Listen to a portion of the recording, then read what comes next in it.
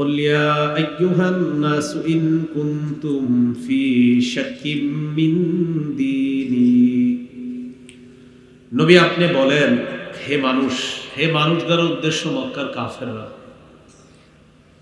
আপনি তাদেরকে বলেন, ইন কুনতুম ফি শাক্কিম মিন দীনি, তোমরা যদি সন্দেহে থাকো আমার দ্বীনের ব্যাপারে। এখানে দ্বীন দ্বারা উদ্দেশ্য ইসলাম, এখানে উদ্দেশ্য হবে ইন কুনতুম ফি শাক্কিম মিন সিহহাতি দীনি আল্লাযী দাউতুহু ইলাইকুম, আমি তোমাদের কাছে যে ইসলাম ধর্মের দাওয়াত পৌঁছে দিলাম, এই ইসলামের পরিশুদ্ধতার ব্যাপারে যদি কোনো সন্দেহের মধ্যে তোমরা থাকো। ইসলামের পরিশুদ্ধতা, এই ব্যাপারে আমাদের কারো সন্দেহ থাকা যাবে না। আল্লাহর কাছে মনোনীত ধর্ম হলো ইসলাম। সূরা আলী ইমরানের 19 নম্বর আয়াতে আল্লাহ বলেন, ইন্নাদ-দীনা ইনদাল্লাহিল ইসলাম, নিশ্চয়ই আল্লাহর কাছে মনোনীত ধর্ম ইসলাম। তো ইসলাম যে পরিশুদ্ধ, সবচেয়ে বড় দলিল হলো আল্লাহর কাছে মনোনীত ধর্ম কি? ইসলাম। আল্লাহ সূরা আলী ইমরানের আরেক আয়াতে বলেন, وَمَن يَبْتَغِ غَيْرَ الْإِسْلَامِ دِينًا فَلَن يُقْبَلَ مِنْهُ, আল্লাহ বলেন, ইসলাম ছাড়া যদি অন্য কোনো ধর্ম কেউ গ্রহণ করে, এটা তার থেকে গ্রহণ করা হবে না। وَهُوَ فِي الْآخِرَةِ مِنَ الْخَاسِرِينَ, আখিরাতে সে ক্ষতিগ্রস্তদের অন্তর্ভুক্ত হয়ে যাবে। সূরা আলী ইমরানের 85 নম্বর আয়াতে আল্লাহ বললেন, ইসলাম ছাড়া অন্য কোনো ধর্ম যদি কেউ গ্রহণ করে, তাহলে এটা তার থেকে গ্রহণ করা হবে না, আখিরাতে সে ক্ষতিগ্রস্ত হবে। সূরা আলী ইমরানের 83 নম্বর আয়াতে আল্লাহ বলেন, আফাগায়রা দীনিল্লাহি ইয়াবগুনা ওয়া লাহু আসলামা মান ফিস সামাওয়াতি ওয়াল আরদ, তারা কি আল্লাহর মনোনীত ধর্ম ছাড়া অন্য কোনো ধর্মকে তারা চায়, তারা কামনা করে? অথচ আল্লাহর কাছে আসমান আর জমিনের সবাই আত্মসমর্পণ করে। আসলামা মুসলমান হয়, আত্মসমর্পণ করে। ইসলাম থেকে আসছে আসলামা, ইসলাম থেকে আসছে মুসলিম।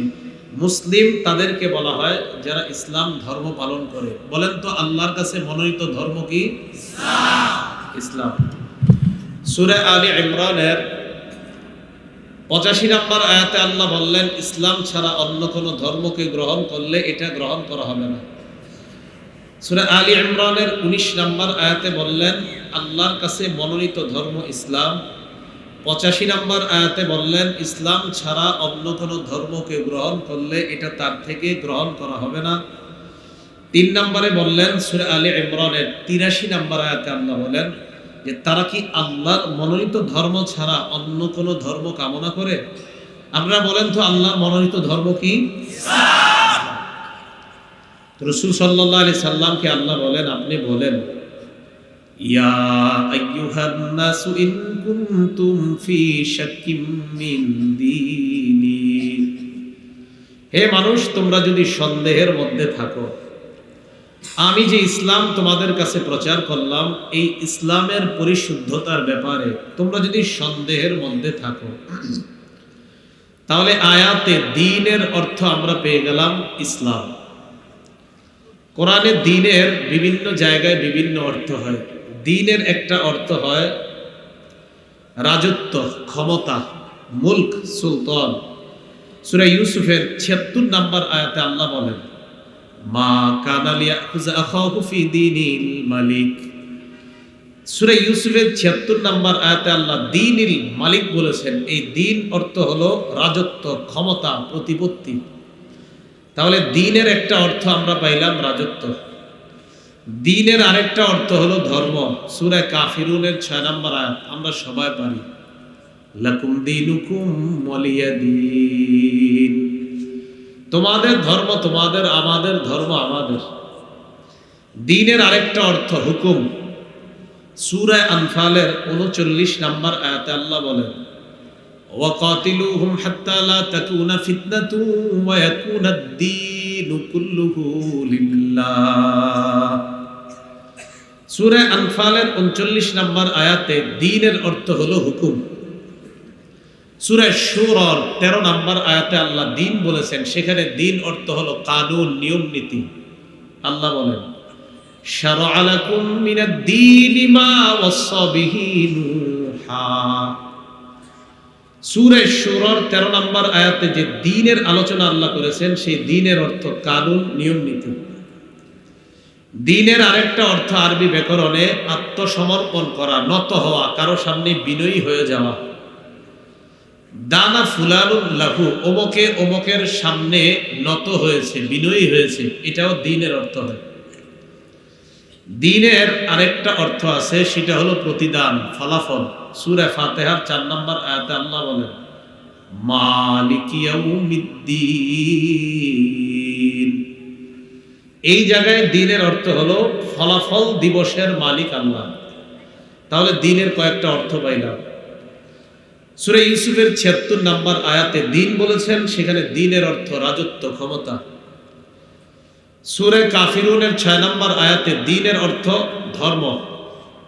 সূরা আনফালের ৩৯ নম্বর আয়াতে আল্লাহ দ্বীন বলেছেন, এই দ্বীনের অর্থ হুকুম। সূরা শুরার ১৩ নম্বর আয়াতে আল্লাহ দ্বীনের কথা বলেছেন, এই দ্বীন মানে কানুন, নিয়ম নীতি। অভিধানের মধ্যে দ্বীনের অর্থ হয় বিনয়ী হওয়া, নত হওয়া, কারো সামনে বিনয়ী হয়ে যাওয়া, এটাও দ্বীনের অর্থ। দ্বীনের আরেকটা অর্থ ফলাফল, বিচার, যেটা সূরা ফাতিহার ৪ নম্বর আয়াত থেকে আমরা পাই। মালিক ইয়াউমিদ্দিন, বিচার দিবসের মালিক, কর্মফল দিবসের মালিক, প্রতিদান দিবসের মালিক। সূরা ইউনূসের ১০৪ নম্বর আয়াতে যে দ্বীনের আলোচনা আল্লাহ করেছেন, এই দ্বীন দ্বারা উদ্দেশ্য ইসলাম। বলেন কি উদ্দেশ্য? ইসলাম।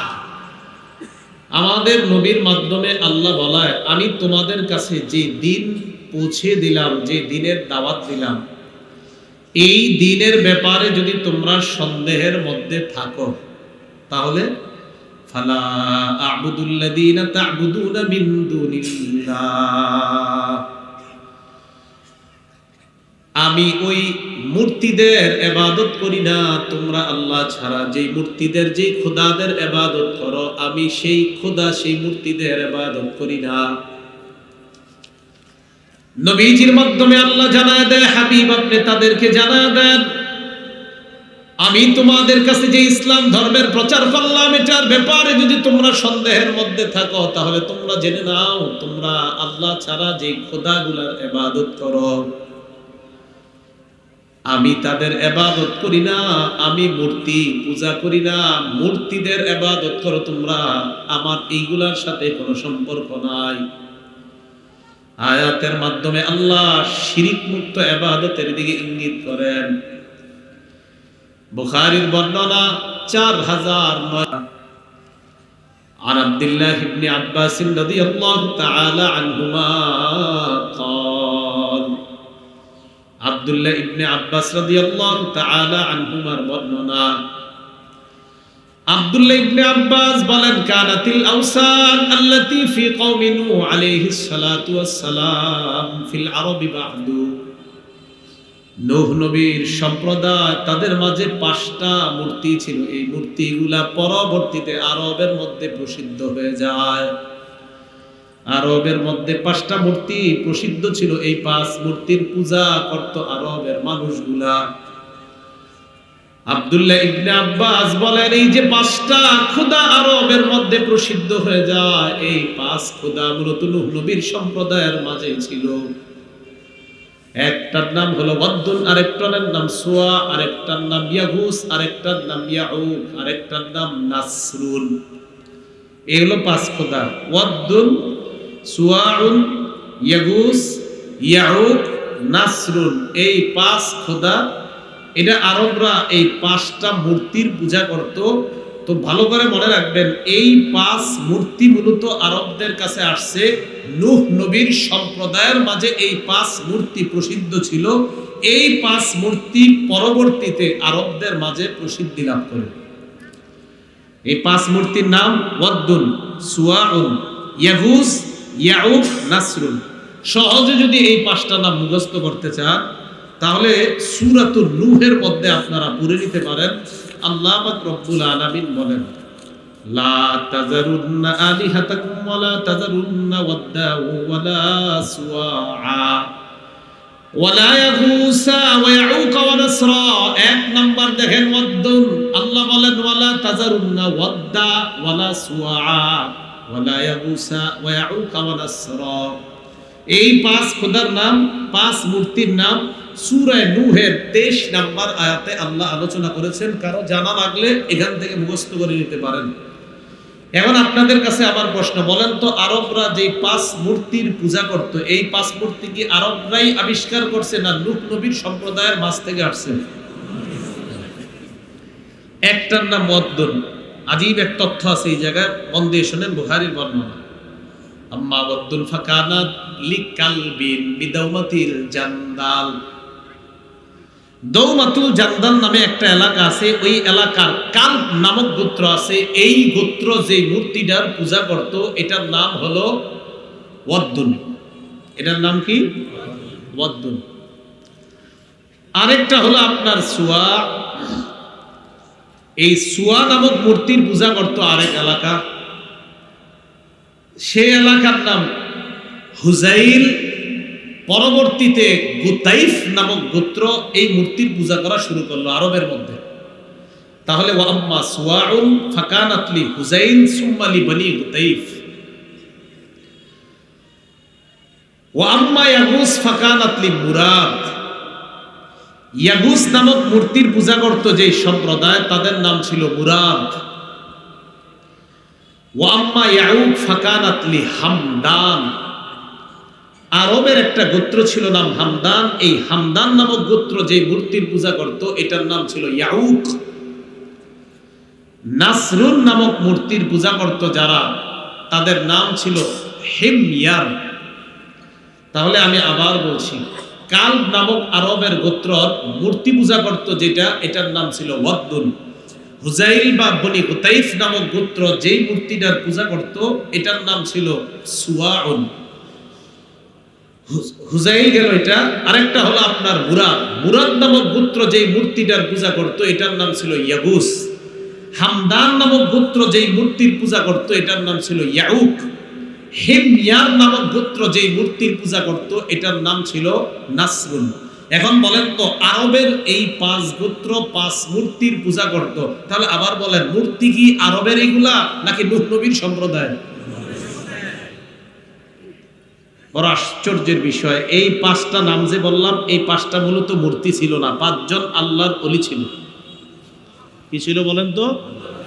তাহলে এখান থেকে শুনেন, হাদিসের মধ্যে আছে আসমাউর রিজালিন সালিহিনা, এই পাঁচটা ছিল ভালো, পাঁচজন ভালো ব্যক্তির নাম। তাহলে ওয়াদ্দুন নামক একজন আল্লাহর ওলি ছিলেন, সুয়া নামক একজন আল্লাহর ওলি ছিলেন, ইয়াগুস নামক একজন আল্লাহর ওলি ছিলেন, ইয়াউক নামক একজন আল্লাহর ওলি ছিলেন, নাসরুন নামক একজন আল্লাহর ওলি ছিলেন। ফালাম্মা হালাকু, এই পাঁচজন আল্লাহর ওলি যখন মারা যায়, আওহা শায়তানু ইলা কওমিহিম, তাদের সম্প্রদায়কে শয়তান বলল, আনিনসিবু ইলা মাজালিসিহিম আল্লাতী কানু ইয়াজলিসুনা আনসাবা। শয়তান তাদের গোত্রের কাছে এসে কয়, তোমাদের যে পাঁচজন আল্লাহর ওলি ছিলেন তারা মারা গেল, তাদেরকে স্মরণ রাখার জন্য তারা যেই জায়গাগুলোতে বসতো ওই জায়গাগুলোতে পাঁচটা মূর্তি বানাও। নাউজুবিল্লাহ। কি সুন্দর দোকান। যেই পাঁচজন আল্লাহর ওলি ছিলেন তারা যেই সব জায়গায় বসে পূজা করত ওই সব জায়গাগুলোতে তোমরা পাঁচটা মূর্তি বানাও এই পাঁচজনের। ওয়াসাম্মুহা বিআসমাইহিম, এই পাঁচজনের নাম তোমরা, এই পাঁচ মূর্তির নাম রাখবা ওই পাঁচ আল্লাহর ওলির নামে। তাহলে দেখি আপনাদের মেধা যাচাই করি, বলেন তো আরব যে পাঁচটা মূর্তির পূজা করে এই মূর্তিগুলা কোন সম্প্রদায়ের? নূহ নবীর সম্প্রদায়ের মাঝে এরা কি মূলত মূর্তি ছিল নাকি পাঁচজন ভালো মানুষের নাম? পাঁচজন মারা যাওয়ার পর ইবলিস তাদের সম্প্রদায়ের বসে তারা কথাবার্তা বলতো, তোমাদেরকে দিন জ্ঞানের বিজ্ঞানের চর্চা তোমাদেরকে শিখাইতো, দিন শিক্ষা দিত ওই জায়গাগুলোতে। তাদেরকে স্মরণ করার জন্য 5টা মূর্তি বানায় দাও, আর 5টা মূর্তির নাম ওই আল্লাহর ওলিদের নামে রেখে দাও। তারা কি করলো? ফাফআলু, যেই কথা সেই কাজ, তারা 5টা মূর্তি বানায়। বানানোর পর এখনো পর্যন্ত ফালাম তোবাদ, এই মূর্তিগুলোর সামনে ইবাদত করা হয় না, সিজদা করা হয় না। শয়তান ধোঁকা দেয় কিভাবে দেখেন। তাহলে মূর্তি হয়ে গেল 5 জন আল্লাহর ওলির, এই 5 জন আল্লাহর ওলির মূর্তি হয় ঠিক, কিন্তু এই মূর্তিগুলোর সামনে কেউ সিজদা দেয় না, কেউ পূজা করে না, তাদের সামনে কেউ মাথা নোয়ায় না। হাত্তা ইদা হালাকা উলাইকা, এই মূর্তি স্থাপনকারীরা যখন মারা যায়, মূর্তি স্থাপনকারীরা যখন মারা যায়, এর পরবর্তী জেনারেশন আসার পর ইবলিস তাদেরকে কয়, তোমাদের বাপ দাদারা এইগুলা বানিয়ে গেছে, আহারে স্মৃতি হিসাবে, তোমাদের উচিত তাদের সামনে সিজদা দেওয়া। আগের জেনারেশন দিয়ে সিজদা দেওয়াই নেই, এরা চলে গেল, যারা বানাইছে এরা সিজদা করে নেই। পরবর্তী প্রজন্ম আসছে, এই প্রজন্মকে দিয়ে এবার শুরু করাইলো সিজদা। বড় বড় আল্লাহর ওলিদের কবর হওয়া, মাজার হওয়া, এটা দোষের কিছু না। আল্লাহর ওলিরা শুয়ে আছেন, তারা তো আল্লাহর ওলি। শাহজালাল রহমতুল্লাহ এই দেশে ইসলাম প্রচার করলেন। শাহজালাল রহমতুল্লাহ ইন্তেকাল করলেন, তাকে কেন্দ্র করে মাশাআল্লাহ ওনার জন্য সুন্দর একটা কবর দেওয়া হলো ওনাকে। এখন ওনার কবরকে কেন্দ্র করে যদি কোনো গান বাজনা ইত্যাদি হয়, এটা কি ভালো না খারাপ? শুধু শাহজালাল রহমতুল্লাহ না, যে কোনো আল্লাহর ওলির কবরকে কেন্দ্র করে যদি কোনো শিরিক হয়, তাহলে বলেন তো আল্লাহর ওলির কবরকে, মাজারকে কেন্দ্র করে যদি শিরিক হয়, এই শিরিকটা কি ন্যায় না অন্যায়?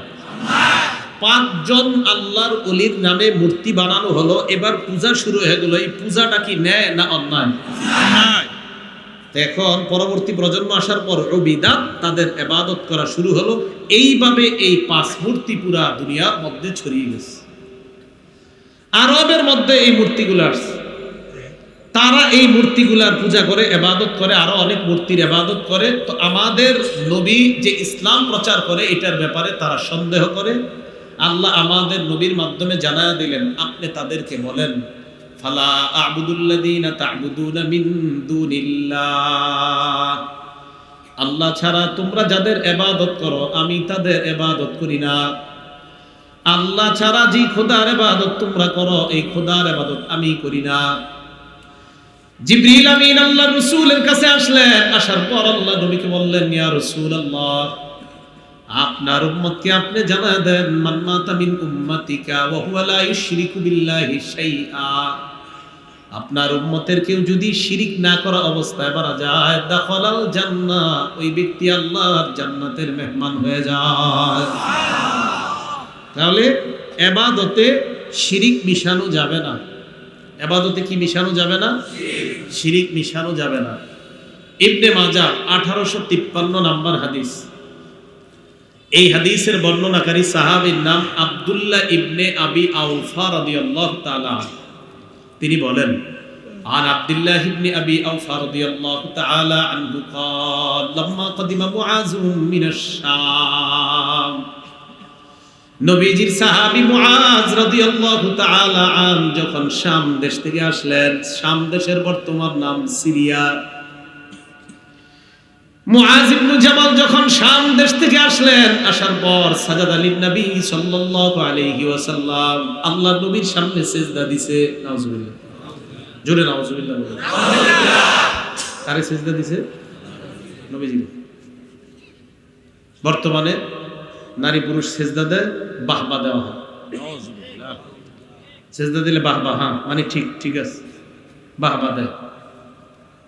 নবীজির সিজদা দিছে, নবীজি বললেন, মা হাজা ইয়া মুআজ, মুআজ তুমি এটা কি করলা? নবীজিকে সিজদা দিলে আমার নবী ভয়ঙ্কর প্রতিবাদ জানায়, কঠোর প্রতিবাদ জানায়, আর আমাদের অনেক মানুষকে সিজদা দিলে আরো আদর করে, মায়া করে। বিশ্বের শ্রেষ্ঠ মহামানব, তাকে সিজদা দেওয়ার পর তিনি কঠোর প্রতিবাদ জানিয়ে বলে, মা হাজা ইয়া মুআজ, মুআজ তুমি এটা কি করলা? মুআজ ইবনে জাবাল জবাব দেয়, আতাইতু শাম, হুজুর আমি সিরিয়া গেলাম, শাম দেশে গেলাম। যাওয়ার পর ওয়াফাকতুহুম ইয়াসজুদুনা লিআসাকিফাতিহিম ওয়া বাতারিকাতিহিম, সেখানে যাওয়ার পর আমি দেখলাম তারা তাদের নেতাকে সিজদা দেয়, ধর্মীয় নেতাকে সিজদা দেয়, তারা তাদের ধর্মীয় নেতাকে সিজদা দেয়, তারা তাদের রাজনৈতিক নেতাদেরকে সিজদা দেয়। নাউজুবিল্লাহ। তো বুঝলাম তারা তাদের ধর্মীয় নেতা রাজনৈতিক নেতাকে সিজদা দেয়, তোমার কি হইছে এটা কও? হুজুর ওয়াদিতু ফি নাফসি আন নাফআলা যাকা বিকা, আমিও মনে মনে নিয়ত করলাম আমি যখন সামদেশ থেকে আসব সাহাবা যারা আছে সবাইরে নিয়ে আপনাদের সিজদা দিব। তো নবীজি বললেন ফালা তাফআলু, সাবধান, কশিন কালেও এমন কাজ করবা না। আল্লাহর পরে যিনি শ্রেষ্ঠ তাকে সিজদা দিলে তিনি কঠোর নিষেধ করে দেন। তাহলে মুআয ইবনে জাবাল রাদিয়াল্লাহু তাআলা আন নবীকে সিজদা দেওয়ার পর আল্লাহর নবীকে সিজদা দিলেন না কঠোর প্রতিবাদ করলেন? আল্লাহর পরে যিনি শ্রেষ্ঠ তাকে সিজদা দেওয়া হারাম। অতএব দুনিয়ার অন্য কোনো মানুষ, সে ছোট হোক বড় হোক মাজার হোক শাইখুল হাদিস হোক পীর মুফতি মুহাদ্দিস হোক, তাকে সিজদা দেওয়া 1 কোটি বার হারাম। মানুষকে সিজদা দেওয়া জায়েজ নেই, আল্লাহ ছাড়া কাউকে সিজদা দেওয়া শিরক। আবু দাউদ শরীফের 2140 নম্বর হাদিস, 2140 নম্বর হাদিসের বর্ণনা। عن قيس بن سعد رضي الله تعالى عنه قال, নবীজির সাহাবী কায়েস রাদিয়াল্লাহু তাআলা আনহুর বর্ণনা, তিনি বলেন আতাইতুল হীরা, কুফার একটা এলাকা আছে নাম হীরা, আমি হীরা প্রদেশে গেলাম। যাওয়ার পর সেখানে দেখলাম রাআইতুহুম ইয়াসজুদুনা লিমারজুবানিল লাহুম, তারা তাদের নেতাকে সিজদা দেয়। ফাকুলতু ফি নাফসি ওয়া রাসূলুল্লাহি আহাক্কু আন ইউসজাদা লা, আমি মনে মনে বললাম মানুষ যদি সিজদা পাওয়ার যোগ্য হয় তাহলে আল্লাহ রাসূল সিজদা পাওয়ার সবচেয়ে বেশি যোগ্য। ঠিক না? মানুষ যদি সিজদা পাওয়ার যোগ্য হয় সবচেয়ে বেশি যোগ্য কে হবে? রাসূল সাল্লাল্লাহু আলাইহি সাল্লাম। যেই ভাবনা সেই কাজ। ফাতাইতুল মাদিনা, আমি মদিনায় আসলাম। মদিনায় আসার পর আল্লাহ রাসূলকে বললাম ইয়া রাসূলুল্লাহ আতাইতুল হীরা, আমি কুফা নগরীর হীরা প্রদেশে গেলাম। যাওয়ার পর দেখলাম তারা তাদের নেতাকে সিজদা দেয়। ফাআনতা ইয়া রাসূলুল্লাহ আহাক্কু আন নাসজুদা লাকা, আপনি তো সিজদা পাওয়ার বেশি যোগ্য। নবীজি কই আমি সিজদা পাওয়ার বেশি যোগ্য? হ্যাঁ। নবীজি বললেন আরাইতা লাউ মাররতা বিকবরি আকুনতা তাসজুদু লাহু, তুমি যদি আমার কবরের পাশ দিয়ে যাইতা আমার কবরকে কি তুমি সিজদা করতা? কি বল, নবীজি কি দুনিয়াতে না কবরে? ওই যখন কথাটা বলতেছে উনি কি কবরে না দুনিয়াতে? নবীজি বললেন তুমি যদি আমার কবরের পাশ দিয়ে যাইতে আমার কবরকে সিজদা করতা? সাহাবী জবাব দেয় জি না। নবীজি বললেন যেমনি ভাবে আমার কবরকে সিজদা দেওয়া হারাম তেমনি ভাবে আমাকেও সিজদা দেওয়া হারাম। আল্লাহর পরে যিনি শ্রেষ্ঠ, এই জগতে শ্রেষ্ঠ, পরের জগতেও যিনি শ্রেষ্ঠ তাকে সিজদা দেওয়া হারাম। শ্রেষ্ঠ মানুষের শ্রেষ্ঠ কবরকেও সিজদা দেওয়া হারাম। শ্রেষ্ঠ মানুষকে বলেন সিজদা দেওয়া হারাম, শ্রেষ্ঠ মানুষকে, শ্রেষ্ঠ কবরকে, দুনিয়ার অন্য কোন পীর ফকির তাকে এবং তার কবর মাজারকে সিজদা দেওয়া হারাম। কথা বুঝে আসছে? বুঝে আসছে না আন্দাজি? হ্যাঁ, তাহলে দলিল আছে? কবরকে যে সিজদা দেওয়া শিরক, এটার দলিল আছে? মানুষকে সিজদা দেওয়া শিরক, এটার দলিল আছে? তাহলে আল্লাহ ছাড়া কাউকে সিজদা দেওয়া শিরক, আল্লাহ ছাড়া কাউকে সিজদা দেওয়া হারাম। নবীজি এটাই বলতেছেন ফালা আ'বুদুল্লাযীনা তা'বুদুনা মিন দুনিল্লাহ, আল্লাহ ছাড়া তোমরা যাদের ইবাদত করো আমি তাদের ইবাদত করি না। ওয়ালাকিন আ'বুদুল্লাহাল্লাযী ইয়াতাওয়াফফাকুম, আমি ইবাদত করি ওই আল্লাহর যে আল্লাহ তোমাদেরকে মরণ দিবেন, যে আল্লাহ তোমাদেরকে মরণ দিবেন। আচ্ছা, নবীজির দিয়ে আল্লাহ বলাইতেছেন যে আল্লাহ তোমাদেরকে মরণ দিবেন, তো নবীজির মরণ দিবেন কে? তো নবীজিদের ওনাদের কাফেরদেরকে বলতেছে যে আল্লাহ তোমাদেরকে মরণ দিবেন। কথা বুঝেন, যে আল্লাহ তোমাদেরকে মরণ দিবেন। আমি আপনাদেরকে বললাম যে আল্লাহ আপনাদেরকে মরণ দিবেন, আমারে দিবে কে? নবীজির আল্লাহ এই কথাটা এইভাবে বলানোর উদ্দেশ্য হলো এই ইমানদার আমরা যারা, আমরা তো বিশ্বাস করি যে আমাদের মরণ দিবেন আল্লাহ, তো বেঈমানদেরও যে মরণ দিবেন আল্লাহ, এটার গুরুত্ব দেওয়ার জন্য আলাদাভাবে নবীর মাধ্যমে বলাইলেন, ও কাফেররা, আমি ওই আল্লাহর ইবাদত করি যে আল্লাহ তোমাদেরকেও মরণ দিবেন, যে আল্লাহ তোমাদেরকে মরণ দিবেন। তোমরা আল্লাহ ছাড়া যাদের ইবাদত করো তারা কিন্তু তোমাদের জীবনও দেয় না, মরণও দেয় না। নমরুদ ইব্রাহিম আলাইহিস সালাতু ওয়াস সালাম মুখোমুখি হয়ে গেছে। মুখোমুখি হওয়ার পর আল্লাহ পাক রব্বুল আলামিন ঘটনাটা আমাদেরকে খুব সুন্দরভাবে জানিয়ে দেয়। আলাম তারা ইলাল্লাযী হাজ্জা ইব্রাহিমা ফি রাব্বিহি আন আতাহুল্লাহুল মুলক, সূরা বাকারা 258 নম্বর আয়াত। আল্লাহ বলেন, আলাম তারা ইলাল্লাযী হাজ্জা ইব্রাহিমা ফি রাব্বিহি আন আতাহুল্লাহুল মুলক। আপনি কি ওই ব্যক্তিকে দেখেন না যে ব্যক্তি ইব্রাহিম নবীর সাথে তার রবের ব্যাপারে ঝগড়া করেছে? যে রব তাকে রাজত্ব দিয়েছে, মানে নমরুদকে রাজত্ব দিয়েছে, ওই রব, যে রব নমরুদকে রাজত্ব দিয়েছে, ওই নমরুদ ইব্রাহিম নবীর সাথে ঝগড়া করেছে। আপনি কি তাকে দেখেন নাই? আল্লাহ জানায় দেয়, ইব্রাহিম নবীর সাথে নমরুদের ঝগড়া হয়। ইব্রাহিম নবী প্রমাণ পেশ করলেন, রব্বি আল্লাযী ইউহয়ী ওয়া ইউমীত, আমার রব মরণ দেয়, আমার রব জীবন দেয়। বলেন, আমাদের রব জীবন দেয়, আমাদের রব জীবন দেয়, আমাদের রব মরণ দেয়। ইব্রাহিম নবী বললেন, রব্বি আল্লাযী ইউহয়ী ওয়া ইউমীত, আমার রব জীবন দেয়, আমার রব মরণ দেয়। তো এই তাফসীরের কিতাবে আছে, বিভিন্ন কিতাবের মধ্যে আছে, নমরুদ কয় ক্বালা, নমরুদ কয় আনা উহয়ী ওয়া উমীত, আমিও জীবন দেই, আমিও মরণ দেই, অতএব আমিও খোদা। আলহামদুলিল্লাহ। কথা বুঝছেন নি? ইব্রাহিম নবী কয় আমার রব জীবন দেয়, আমার রব মরণ দেয়। নমরুদ কয় আমিও জীবন দেই, আমিও মরণ দেই, অতএব আমি খোদা। দুইজনে আটক করছে। আটক করার পর একজনকে জেলখানায় ঢুকায় আর একজনকে ছেড়ে দেয়। যাকে বাহিরে আনছে তাকে হত্যা করে। হত্যা করার পর ইব্রাহিম নবীর কয়, দেখো আমি মানলাম, সে মরণ দিছে। আর যাকে জেলখানায় রাখছে, রাখার পর ছেড়ে দিছে, দেওয়ার পর কয়, দেখো আমি তার জীবন দিলাম। আটক করছে কয়জন? একজনে মারছে, আরেকজনে ছেড়ে দিছে। যাকে মারছে তার ব্যাপারে কয়, দেখো আমি মানলাম। যাকে ছেড়ে দিছে তার ব্যাপারে কয়, আমি জীবন দিলাম। এটারে জীবন দেওয়া, মরণ দেওয়া কয়? ইব্রাহিম নবী বললেন, ফাইন্নাল্লাহা ইয়াতি বিশ-শামসি মিনাল মাশরিক, তাহলে ঠিক আছে। ইব্রাহিম নবী চিন্তা করলেন, এটা তো আজাইরা যুক্তি দিবে, এর এমন একটা কথা বলা দরকার যে কথা বলার পর প্রশ্নের আর জবাব দিতে পারবে না। ইব্রাহিম নবী বললেন, ফাইন্নাল্লাহা ইয়াতি বিশ-শামসি মিনাল মাশরিক, আল্লাহ প্রতিদিন সূর্য পূর্ব দিক থেকে উঠায়। ফাতি বিহা মিনাল মাগরিব, তুমি আগামীকাল পশ্চিম দিক থেকে উঠাও। আল্লাহ সূর্য উঠায় কোন দিক থেকে?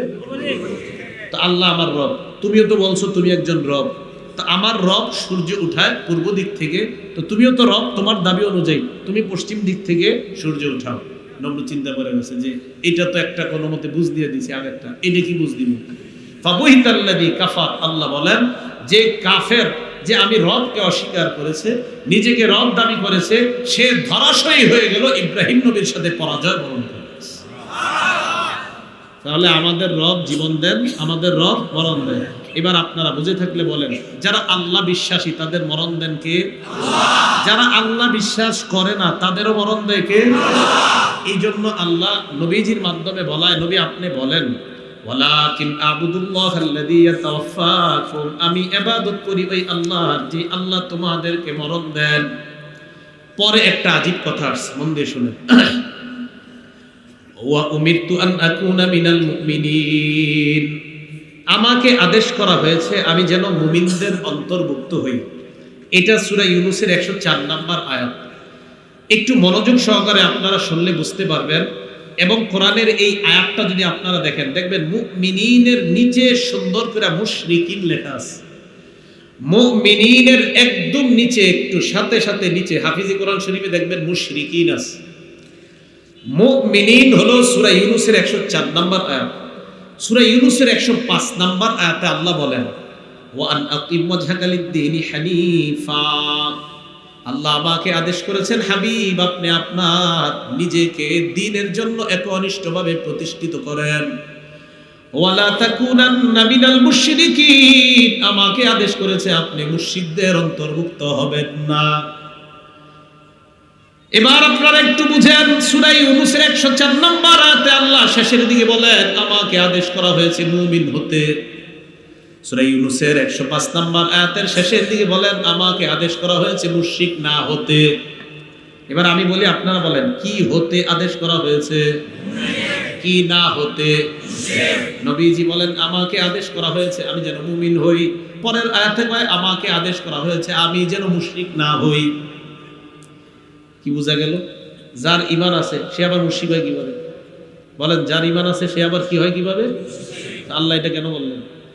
আগের আয়াতে বললেন আল্লাহ আমাকে বলছে আমি যেন মুমিন হই, পরের আয়াতে বলতেছে আল্লাহ আমাকে বলছে আমি যেন মুশরিক না হই। তাহলে কি হতে বলা হয়েছে, কি না হতে বলা হয়েছে?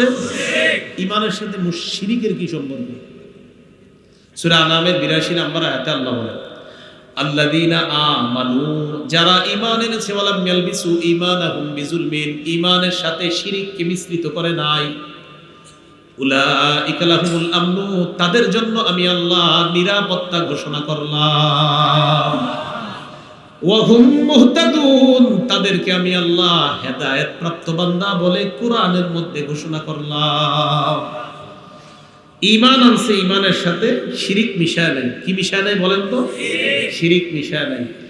এই আয়াত দ্বারা বোঝা যায় যদি জান্নাত আপনি চিরস্থায়ীভাবে পেতে চান তো শিরিক মুক্ত ঈমান নিয়ে যেতেই হবে আপনাকে। কি মুক্ত ঈমান? আল্লাহ আমাদের সকলকে শিরিক মুক্ত ঈমান নিয়ে যেন কবরে যেতে পারি আল্লাহ তৌফিক দান করুন। এরপরে আল্লাহ রব্বুল আলামিন এই আয়াতে আরেকটা বিষয় বলছেন, কি? ইবাদতের মধ্যে ইখলাস থাকতে হবে। বলেন, ইবাদতে কি থাকতে হবে? তাহলে প্রথম কথা, ইসলামের ব্যাপারে কোনো সন্দেহ করা যাবে না। দ্বিতীয় কথা, ইবাদত হবে একমাত্র কার? আল্লাহ। শিরিক করা যাবে না। 3 নাম্বার, ইবাদত ইখলাসের সাথে করা, একনিষ্ঠভাবে করা। ইখলাস কাকে বলে? মুফাসসিরিনে কেরাম বলেন আইয়াকুনা সুকুনুল আবদি ওয়া হারাকাতুহু লিল্লাহ। আমার সাথে আপনারা বাংলাটা বলেন, বলেন বান্দার স্থিরতা এবং নড়াচড়া সব আল্লাহর জন্য হওয়া। এইটাকে ইখলাস বলে। এই যে আমি চুপ নড়লাম, এই আমার স্থির থাকা, নড়াচড়া করাটা প্রতিটা মুহূর্ত আল্লাহর জন্য হওয়া, এটা ইখলাস। এটা কি বলেন? এখন প্রশ্ন হলো মুখলিস কাকে বলে? এখন তো জানলেন ইখলাস কাকে বলে, মুখলিস কাকে বলে? মুখলিস বলা হয় হুয়াল্লাযী ইয়ামালু আমালান লা ইউহিব্বু, ওই ব্যক্তি যেই ব্যক্তি আমল করে আল্লাহর জন্য, লা ইউহিব্বু আইয়াহমাদাহুন নাসু আলাইহি, যেই ব্যক্তি আল্লাহর জন্য কোনো আমল করে আর সে মনে মনে এটা চায় না যে মানুষ আমার এই আমল করার পর আমাকে বাহবা দেবে, তাহলে বাহবা পাওয়ার আশা না রেখে আল্লাহর জন্য কোনো আমলকারী ব্যক্তিকে মুখলিস বলা হয়। বাহবা পাওয়ার আশা না রেখে আল্লাহকে খুশি করার জন্য কোনো আমল যে ব্যক্তি করে তাকে মুখলিস বলা হয়। তাকে কি বলা হয়? মুখলিস বলা হয়। ইখলাসের ব্যাপারে আল্লাহর পক্ষ থেকে হুকুম করা হয়েছে। সূরা বাইয়িনার 5 নম্বর আয়াতে আল্লাহ বলেন ওয়ামা উমিরু ইল্লা লিয়াবুদুল্লাহা মুখলিসিনা লাহুদ্দিন, মানুষকে আদেশ করা হয়েছে মানুষ যেন একনিষ্ঠভাবে আল্লাহর জন্য ইবাদত করে, এই আদেশ মানুষকে করা হয়েছে। সূরা জুমারের 2 নম্বর আয়াতে আল্লাহ বলেন ফা'বুদিল্লাহা মুখলিসাল লাহুদ্দিন, তুমি একনিষ্ঠভাবে আল্লাহর জন্য দিনকে খাঁটি করে তুমি ইবাদত করো। সূরা সাদের 82 এবং 83 নম্বর আয়াতে আল্লাহ পাক রব্বুল আলামিন বলেন ইবলিস আমি আল্লাহকে চ্যালেঞ্জ করছে, করে বলে ফাবিইজ্জাতিকা লাউযিয়ান্নাহুম আজমাইন, আল্লাহ তোমার ইজ্জতের কসম আমি তাদেরকে পথভ্রষ্ট করব, বান্দাদেরকে পথভ্রষ্ট করব। বলেন নাউযুবিল্লাহ। ইল্লা ইবাদাকা মিনহুমুল মুখলাসিন, তবে যারা মুখলিস বান্দা, বান্দাদের মধ্যে যারা ইখলাসওয়ালা তাদেরকে ছাড়া অন্যদেরকে।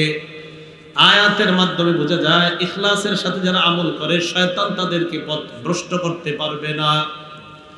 তাহলে এই আয়াতটা থেকে আমরা তিনটা জিনিস শিখলাম। এক নাম্বার, ইসলামের ব্যাপারে সন্দেহ করা যাবে না। দুই নাম্বার, শিরিক মুক্ত ইবাদত। তিন নাম্বার, ইখলাস যুক্ত ইবাদত। এবার আপনারা বলেন, প্রথম কথা কি? ইসলামের ব্যাপারে দুই নাম্বার, তিন নাম্বার ইখলাস যুক্ত ইবাদত। এখন আসেন, তাহলে এইগুলা করলে আমরা একজন খাঁটি মুসলমান হওয়ার দাবি করতে পারি। আল্লাহ আমাদের সকলকে পরিপূর্ণ মুসলিম হওয়ার তৌফিক দান করেন।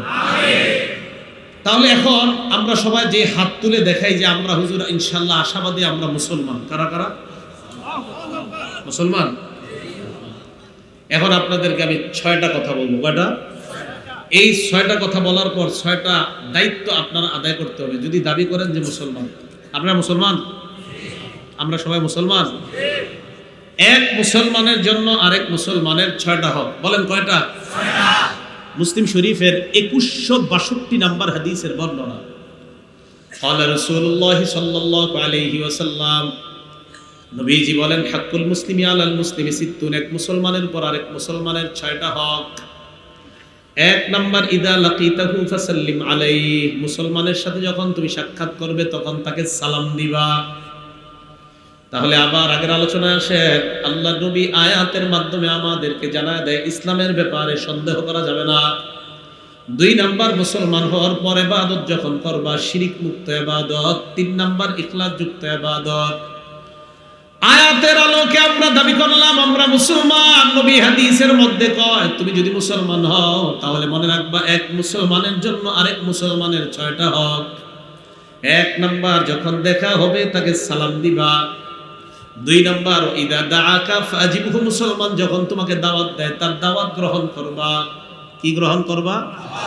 এখন কথা হলো, আপনি যে দাওয়াত গ্রহণ করবেন তার এই দাওয়াতটা যদি কোনো হারাম জিনিসের দাওয়াত হয় তাহলে দাওয়াত গ্রহণ করার ক্ষেত্রে সতর্কতা অবলম্বন করা। হালাল যদি কোনো বৈধ জিনিসের দাওয়াত হয় তাহলে দাওয়াত গ্রহণ করা। আর যদি মনে করেন সেই দাওয়াতে গেলে নাচ গান আর গুনাহ আর ঈমান হরণের সম্ভাবনা আছে, সেই দাওয়াতে না যাওয়া। তিন নাম্বার, ওয়া ইদাস্তানসাহাকা ফানসাহলা। মুসলমান তোমার কাছে কল্যাণ কামনা করলে তার কল্যাণকামী হওয়া। চার নাম্বার, ওয়া ইদা আতাসা ফাহামিদাল্লাহ। কোন মুসলমান হাঁচি দেওয়ার পর যদি আলহামদুলিল্লাহ বলে ফাশাম্মিতহু, তুমি তাকে ইয়ারহামুকাল্লাহ বলে দোয়া করা। 5 নাম্বার, ওয়া ইদা মারিদা ফাউদহু। কোন মুসলমান যখন অসুস্থ হয় তাকে তুমি দেখতে যাও। 6 নাম্বার, ওয়া ইদা মাতা ফাত্তাবিহু। মুসলমান যখন মারা যায় তার জানাজায় তুমি উপস্থিত হয়ে যাও। তাহলে মুসলমানের জন্য মুসলমানের কয়টা হক? 1 নাম্বার, সাক্ষাতে কি দেওয়া? সহিহ বুখারীর বর্ণনা 6227 নম্বর হাদিস। عن أبي هريرة رضي الله تعالى عنه قال قال رسول الله صلى الله عليه وسلم। আবু হুরায়রা রাদিয়াল্লাহু তাআলা আনহুর বর্ণনা, আল্লাহর নবী বলেন, লাম্মা খালাকাল্লাহু আদম নবীকে যখন আল্লাহ বানাইলেন, আলা সূরাতিহি, তার আপন অবস্থায়, আপন আকৃতি, আপন দেহ, যথাযোগ্য আকৃতি দিয়ে। ওয়া তুলুহু 60 জিরাআ। তুলুহু 60 জিরাআ। আদম নবীর উচ্চতা হলো 60 হাত লম্বা। কয় হাত? তো আদম নবীরে বানাইলেন, বানানোর পর আল্লাহ বললেন, ইযহাব ফাসাল্লিম আলা উলাইকান নাফারি মিনাল মালাইকাতি জুলুস। আদম তুমি তাদের কাছে যাও, যাওয়ার পর তাদেরকে সালাম দিবা। ফাস্তামি' মা ইউহাইয়ুনাকা। সালাম দেওয়ার পর কান পেতে শুনবা তোমার সালামের জবাব ফেরেশতারা কি দেয়। আদম নবী ফেরেশতাদের কাছে যায়, যাওয়ার পর কয় আসসালামু আলাইকুম। কি কয়? ফাকালু আসসালামু আলাইকা ওয়া রাহমাতুল্লাহ। আদম নবী দোয়া করলেন, আপনাদের উপর শান্তি বর্ষিত হোক। ফেরেশতারা জবাব দিলেন, আদম তোমার উপর শান্তি এবং রহমত বর্ষিত হোক। কি বুঝলেন এই জায়গায়? আদম নবী কর্তৃক দোয়া করছে তোমাদের উপর, আর ফেরেশতারা কর্তৃক দোয়া করছে রহমত। এই হাদিস দ্বারা বোঝা যায় যিনি সালাম দিবেন আর যিনি জবাব দিবেন, সালাম দাতার চেয়ে জবাবদাতার জবাবটা একটু উত্তম পদ্ধতিতে হওয়া। উত্তম পদ্ধতিতে হওয়া। এই হাদিসে নবীজি সাল্লাল্লাহু আলাইহি সাল্লাম আমাদেরকে জানায় যে আল্লাহ আদম নবীকে বলছেন ফাইন্নাহা তাহিয়াতুকা ওয়া তাহিয়াতু যুররিয়াতিকা, আপনি ফেরেশতাদেরকে সালাম দেওয়ার পর তারা যেই জবাবটা দিবে এটাই আপনার আর আপনার বংশধর সন্তানদের সাক্ষাতে পরস্পরের অভিবাদন হবে এই সালাম। একটা কিতাব আছে নাম সহিহুত তারগিব, এই কিতাবের 2720 নম্বর হাদিসের বর্ণনা, হাদিসটা মন দিয়ে শুনেন। عن حذيفة رضي الله تعالى عنه قال قال رسول الله صلى الله عليه وسلم, হুযায়ফা রাদিয়াল্লাহু তাআলা আনহুর বর্ণনা, আল্লাহ নবী বলেন ইন্নাল মুমিনা ইযা লাকিয়াল মুমিনা, মুসলমান মুসলমানের সাথে যখন সাক্ষাৎ হয়, মুমিন মুমিনের সাথে যখন সাক্ষাৎ করে, ফাসাল্লামা আলাইহি, যখন সালাম দেয়, ওয়া আখাযা বিয়াদিহি, হাত ধরে, ফাসাফাহা, মুসাফা করে, কি করে বলেন তো, কি করছেন? নবীজি বলেন তানাসারাত খাতায়াহুমা কামা ইয়াতানাসারু ওয়ারাকুশ শাজার, গাছের পাতা যেমন ঝরে পড়ে যায়, দুই ইমানদারের গুনাহগুলা গাছের পাতার মতো ঝরে পড়ে যায়। তাহলে মুমিন আরেক মুমিনের সাথে সাক্ষাতের পর যখন সালাম দেয়, যখন হাত ধরে, মুসাফা করে, তাদের দুইজনের গুনাহগুলা গাছের পাতার মতো ঝরে পড়ে যায়। তাহলে মুসলমান মুসলমানের এই হকটা আদায় করবো তো ইনশাআল্লাহ। বুখারীর 12 নম্বর হাদিস, আন্না রাজুলান সালাত নবিয়্য সাল্লাল্লাহু আলাইহি ওয়াসাল্লাম আইয়ুল ইসলামি খায়রুন ইয়া রাসূলুল্লাহ, এক ব্যক্তি রাসূল সাল্লাল্লাহু আলাইহি সাল্লামকে প্রশ্ন করলেন, হে আল্লাহর রাসূল, ইসলামের কোন রীতি নীতিটা উত্তম, কোন শিষ্টাচার সবচেয়ে উত্তম? নবীজি বললেন তুতইমুত তাআম ওয়া তাকরাউস সালাম আলা মান আরাফতা ওয়া মান লাম তারিফ, অন্যকে খাবার খাওয়ানো, তুমি যাকে চিনো আর যাকে চিনো না তাকে সালাম দেওয়া, এই দুইটা বৈশিষ্ট্য ইসলামের শ্রেষ্ঠ রীতিনীতির অন্তর্ভুক্ত। তিরমিজি শরীফের 2485 নম্বর হাদিসের বর্ণনা, এই হাদিসটা মন দিয়ে শুনেন। নবীজি সুদূর মক্কা থেকে হিজরত করে মদিনা আসলেন। আব্দুল্লাহ ইবনে সালাম রাদিয়াল্লাহু তাআলা আনহুর বর্ণনা, তিনি তখনও মুসলমান হননি।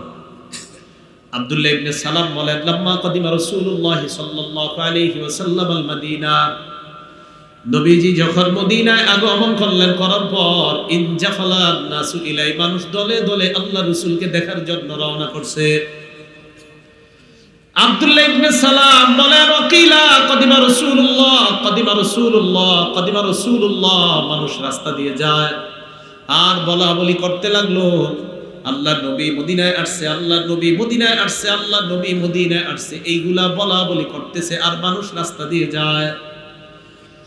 আব্দুল্লাহ ইবনে সালাম বলেন ফাজিতু ফিন্নাস লিআনজুরা ইলাইহি, আমিও মানুষের সাথে গেলাম আল্লাহর রাসূলকে দেখার জন্য।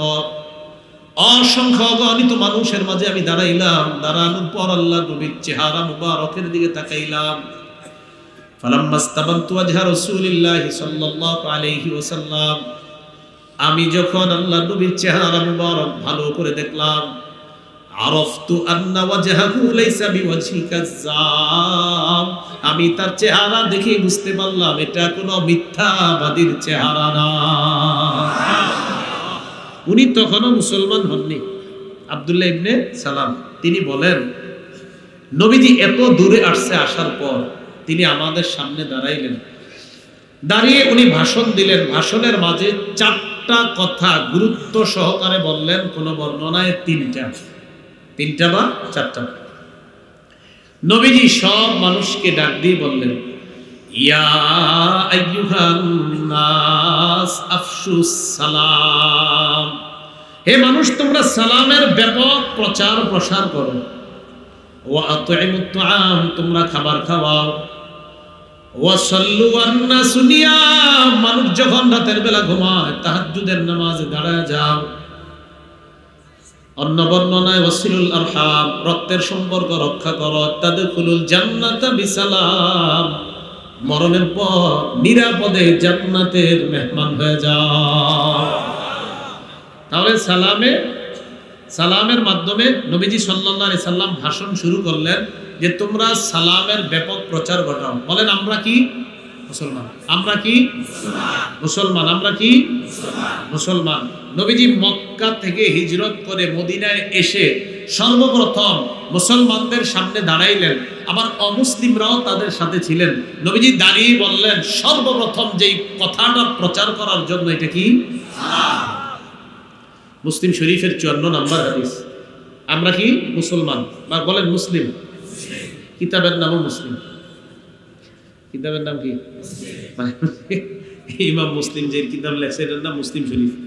তো 54 নম্বর হাদিসের মধ্যে আসছে, আমার সাথে আগে বাংলা বলেন, বলেন সালামে মোহাব্বত, মোহাব্বতে ঈমান, ঈমানে জান্নাত।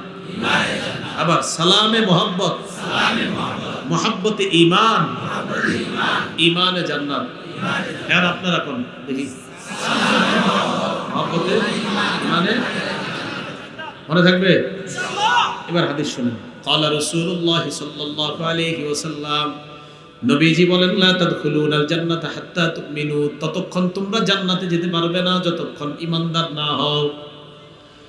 ওয়ালা তুমিনু হাত্তা তাহাব্বু, ততক্ষণ ঈমানদার হতে পারবে না যতক্ষণ একে অপরকে ভালো না বাসো।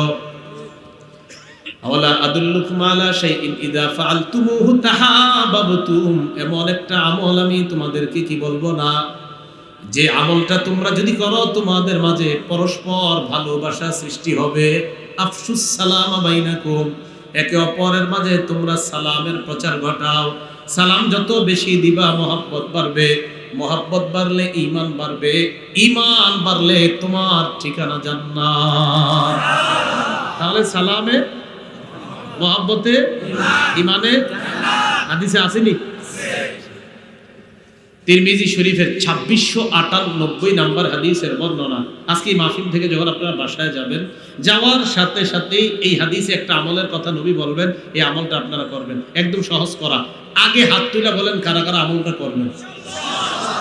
আসলে কিন্তু আমি বলার পরে অনেকের কি বলবে, হুজুর রে হুজুর আমার তো লজ্জা করে আমলটা করতে। হাত নামান, মানে এখন তো হাত তুলছেন, কিন্তু এই জায়গার অনেকে বলবে, হুজুর এটা হুজুরে কি কইলো, ওয়াদা করাই না, কিন্তু এটা তো লজ্জা করে। কি করে? এবার আমল শুনেন।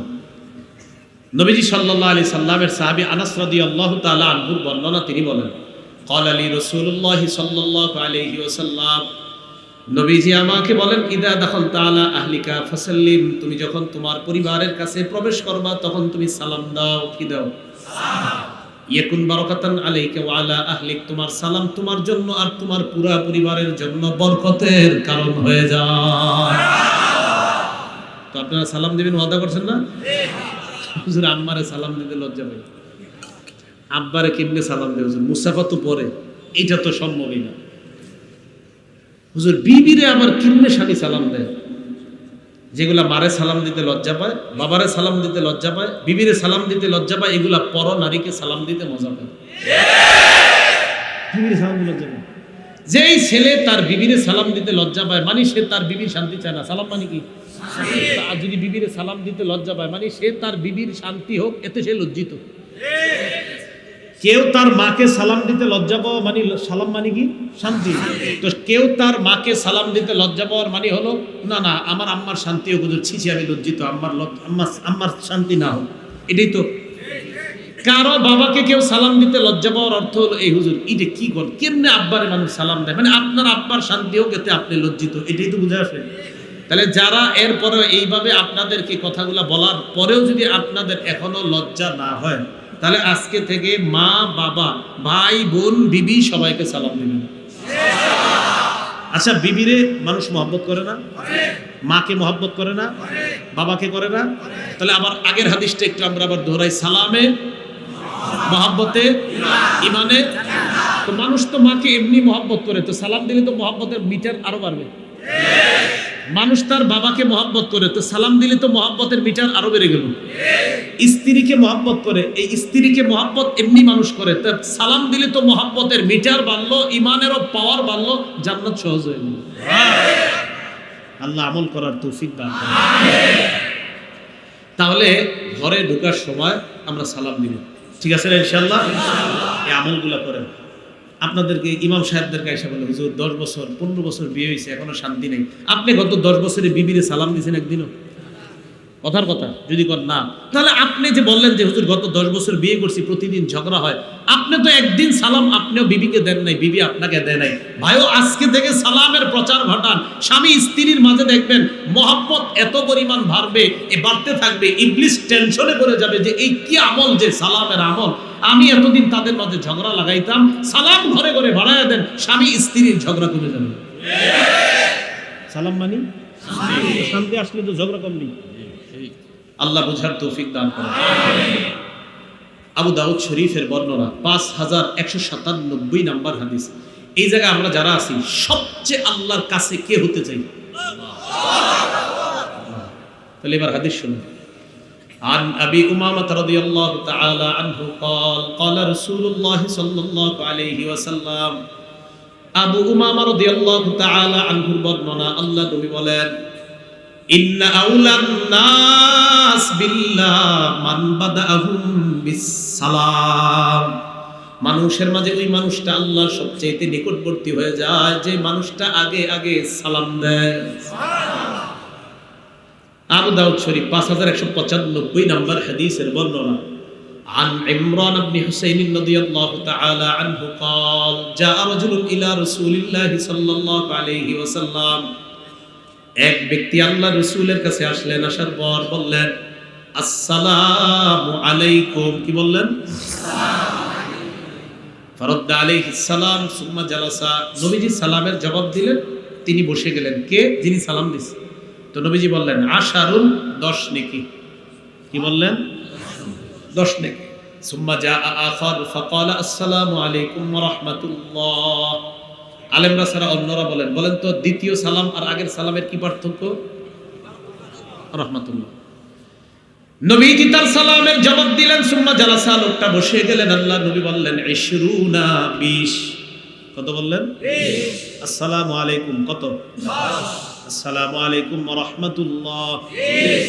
সুম্মা জা আখার, আরেকজন আসছে, আসার পর বললেন আসসালামু আলাইকুম ওয়া রাহমাতুল্লাহি ওয়া বারাকাতুহু। নবীজি তার সালামের জবাব নিলেন। জবাব নেওয়ার পর লোকটা বসে যায়। নবী বললেন সালাসুনা, 30। বলেন আসসালামু আলাইকুম কত? 10। রাহমাতুল্লাহ 20 ওয়া বারাকাতুহু 20। আবু দাউদের 5196 নাম্বার হাদিসের বর্ণনা। এক ব্যক্তি আসছে, আসার পর নবীজি বললেন আসসালামু আলাইকুম ওয়া রাহমাতুল্লাহি ওয়া বারাকাতুহু ওয়া মাগফিরাতুহু। কি বললেন? নবীজি বললেন 40। কত বললেন? 40। তাহলে এই যে নেকিগুলা, আসসালামু আলাইকুম এটাতে 10, আসসালামু আলাইকুম ওয়া রাহমাতুল্লাহ 20, ওয়া বারাকাতুহু 30, আর মাগফিরাতু যদি বলেন শিথিল বর্ণনায় 40। আমাকে কি সওয়াব কম লাগবে না বেশি? তো পুরাটাই দিয়ে এরপর যদি বলেন হুজুর আমার সময় কম, আমি এত পুরাটা পারবো না, ভাই আপনি আসসালামু আলাইকুমই কইন। যেহেতু আপনার সময় কম, তো আসসালামু আলাইকুমের মধ্যে আপনি থাকেন, এরপরেও সালাম দিয়েন। সহিহ বুখারীর বর্ণনা 3820 নম্বর হাদিস। এই হাদিসটা মনোযোগ দিয়ে শুনেন। নবীজি সাল্লাল্লাহু আলাইহি সাল্লামের কাছে জিবরিল আমিন আসছে, কথা কইতেছে নবীজির সাথে। সুবহানাল্লাহ। ইতিমধ্যে একজন মহিয়সী নারী আসতেছে নবীজির কাছে। সুবহানাল্লাহ। কি নারী? বলেন আমার সাথে, আম্মা জান খাদিজা রাদিয়াল্লাহু তাআলা আনহা। কে আসতেছেন নবীজির কাছে? আম্মা জান খাদিজা। তো জিবরিল আমিন নবীজিকে কয়, হুজুর। নবীজি কয় কি হইছে? কয় হাযিহি খাদিজা আতাতকা, হুজুর আপনার বিবি খাদিজা আপনার কাছে আসতেছে। জিবরিল আমিন নবীজিকে বলে মাহা ইনা, আম্মা জান খাদিজার হাতে একটা পাত্র, ফিহি ইদামুন আও তাআমুন আও শারাব, পাত্রের মধ্যে তরকারি, খাদ্য অথবা পানীয় এই জাতীয় কিছু আছে। এই পাত্র নিয়ে নবীজির কাছে আসছে। জিবরিল আমিন বললেন, ইয়া রাসূলুল্লাহ আমি এখন যাই। নবীজিকে বললেন, হাবিব খাদিজাতুল কুবরা যখন আপনার কাছে আসবে, ফাইদা হিয়া আতাতকা ফাকরা আলাইহা সালাম মির রাব্বিহা ওয়া মিন্নি। হুজুর খাদিজা আপনার কাছে আসলে বলবেন খাদিজাকে তার রব আর আমি জিবরিল আমিনের পক্ষ থেকে সালাম।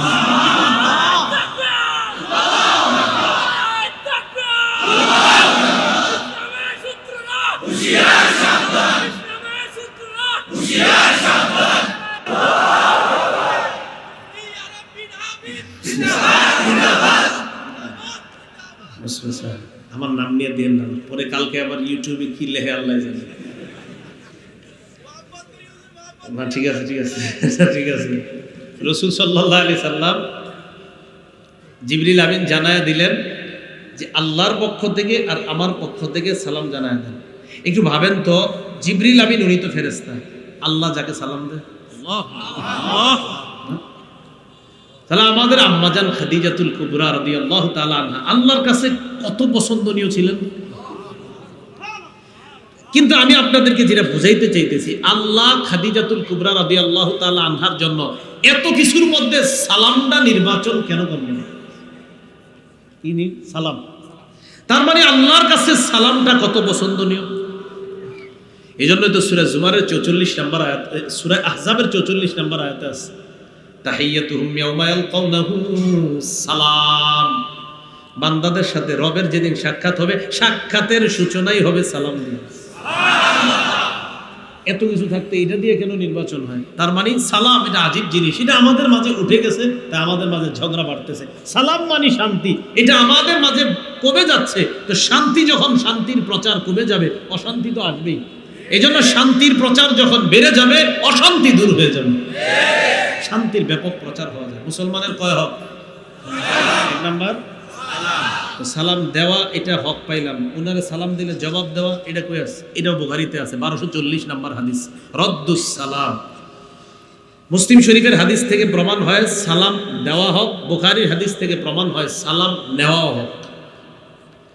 2 নাম্বার কেউ দাওয়াত দিলে দাওয়াত গ্রহণ করা। 3 নাম্বার মুসলমানের কল্যাণকামী হওয়া। আমার সাথে একটা বাংলা বলেন, বলেন আমরা সারা পৃথিবীর সকল মুসলমানের কল্যাণকামী। মনে থাকবে তো? আসলে কল্যাণকামী তো, যদি কল্যাণকামী হয়ে থাকেন তাহলে আপনি জোহরের নামাজের সময় আরো 3-4টা ছেলে এক জায়গায় দাঁড়ায় আছে, কেন তাদেরকে বলেন না চলো নামাজে যাই? আপনারা কল্যাণকামী? আপনি একা একা চাদরটা গায়ে দিয়ে নামাজে যাচ্ছেন, ওদেরকে একবার বলছিলেন এই চলো নামাজে যাই? আপনারা কল্যাণকামী? এই আপনারা কল্যাণকামী? যদি কল্যাণকামী হন তাদেরকে বলতে হবে চলো নামাজে। সহিহ বুখারী 57 নম্বর হাদিস, জারীর ইবনে আব্দুল্লাহ রাদিয়াল্লাহু তাআলা আনহু বলেন বায়াতু রাসূলুল্লাহ সাল্লাল্লাহু আলাইহি সাল্লাম আলা ইকামিস সালাহ ওয়া ইতাইজ যাকাত ওয়া নুসহি লিকুল্লি মুসলিমিন। আমি নবীজির কাছে বায়াত হলাম এই মর্মে, আমি নামাজ প্রতিষ্ঠিত করব, আমি যাকাত দিব, আমি সারা পৃথিবীর সব মুসলমানের কল্যাণকামী হব। তাহলে গার্মেন্টস শ্রমিকরা মাশাআল্লাহ মাহফিলের আয়োজন করছেন, এক শ্রমিক নামাজে যাচ্ছেন, আরেক শ্রমিক দেখতেছেন যে উনি একটু উল্টাপাল্টা কোনো কাজে আছে, তাহলে আপনি যদি তার কল্যাণকামী হন, আস্তে বুঝিয়ে শুনি এটা চলো নামাজে যাই চলো, আপনি তার কল্যাণকামী। শ্রমিকদের মাঝে সালামের ব্যাপক প্রচার প্রসার এটা আজকে থেকেই শুরু হওয়া উচিত। সব শ্রমিকরা একজন আরেকজনকে প্রচুর পরিমাণ সালাম দিবেন, কারণ আপনি আরেক শ্রমিকের কল্যাণকামী, তাই তো আপনি তার শান্তি চান সর্বদা। 4 নাম্বার ওয়াইদা আতাসা, কোনো মুসলমান হাঁচি দিলে ফাহমিদ আল্লাহ, তিনি যদি আলহামদুলিল্লাহ বলে আপনি বলবেন ইয়ারহামুকাল্লাহ। এখন আপনি যিনি হাঁচি দিবেন আপনার 3 কাজ, বলেন হাঁচি দাতার কয় কাজ? 3 কাজ।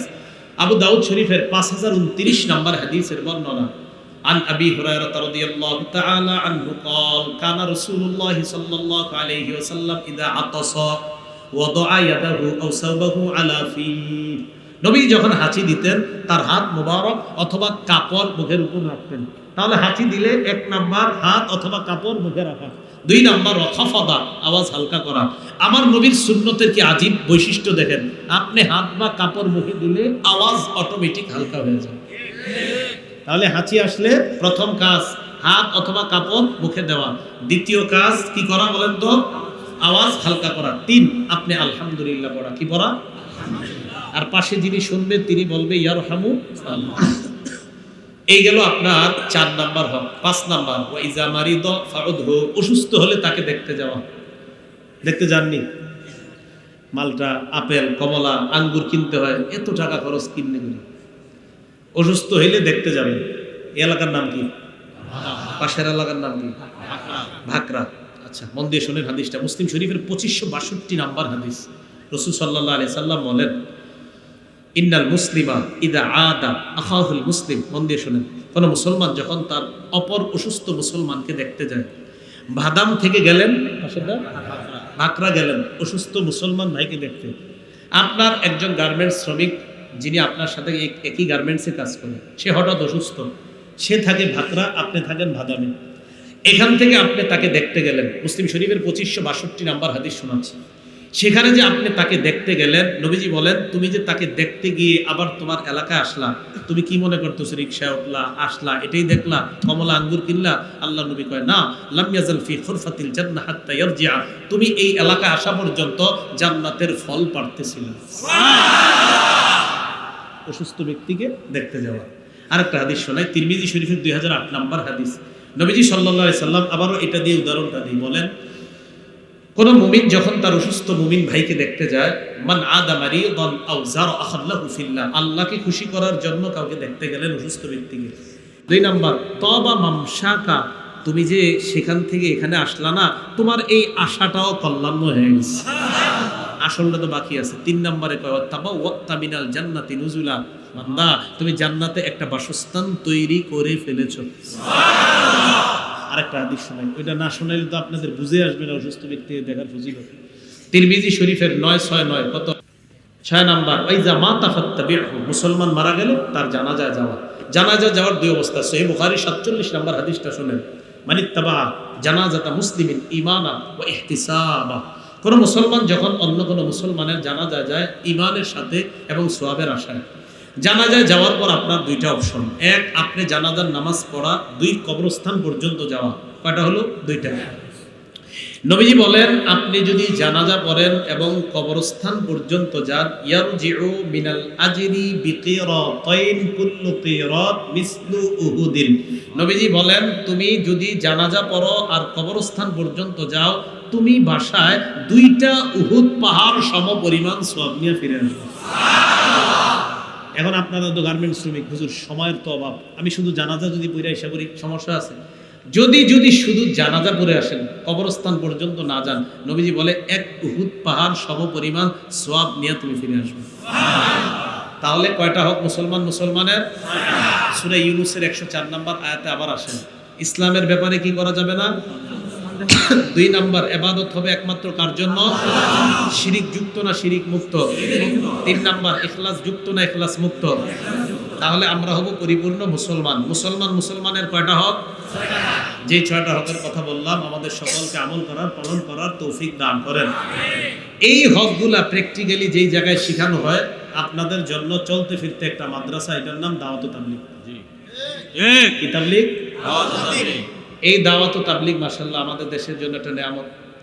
গত 2 বছর নাকি 3 বছর আপনার করোনা আরো বিভিন্ন কারণে বন্ধ ছিল। আল্লাহর রহমত, আল্লাহর দয়া আমাদের উপর। আল্লাহ পাক রব্বুল আলামিন এবছর আবার আল্লাহ ব্যবস্থা করে দিয়েছেন। তো 13, 14, 15 ইনশাআল্লাহ উলামায়ে কেরামের সাথে পরামর্শ করে কিভাবে যাবেন, কিভাবে গেলে সুন্দর হয়। গার্মেন্টস শ্রমিকরা সবাই ইনশাআল্লাহ চেষ্টা করবেন যে কিভাবে আপনারা, অবশ্যই এটা মালিক যিনি আছে তার সাথে পরামর্শ করে তিনি যদি অনুমতি দেন, এটাও মাসালা মনে রাখতে হবে। তো যাই হোক, তো গার্মেন্টস শ্রমিকরাও যদি পারেন, যদি সম্ভব হয় আপনারা অংশগ্রহণ করা, এটা অবশ্যই ওলামায়ে কেরাম সহ মালিক যারা আছে তাদের সাথে পরামর্শ সাপেক্ষে হতে হবে, জোর করে না, কিন্তু এই কথাটা মাথায় রাখতে হবে। তো এই যে আপনার দাওয়াত ও তাবলীগ, এটা হলো যারা আপনারা সাধারণ তাদের জন্য শিক্ষার একটা জায়গা। তো সেখানে ইনশাআল্লাহ আমরা শিখবো। সর্বশেষ কথা হলো মাদ্রাসার জন্য আমরা কেউ উঠবো না। আপনি উঠে যান বাকি একটু আমল করার পরে। যারা পারেন না কোনো সমস্যা নেই, যারা পারবেন না তারাও বসেন, যারা পারবেন তারাও বসেন। আপনারা মাদ্রাসার জন্য রুমাল যাবে, যে যা পারেন একটু দান করে যান। যারা দান করবেন না সমস্যা নেই, কিন্তু বসে থাকেন, একটু সুন্দর দেখা যায়। ছাত্র ভাইয়েরা একটু তাড়াতাড়ি রুমাল নিয়ে, হ্যাঁ আপনি উঠে যান, পিছন থেকে কয়েকজন উঠে যান। আমরা কেউ উঠবো না, যারা দান করবো না তারাও উঠবো না, একটু করে উঠি আমরা দান করি।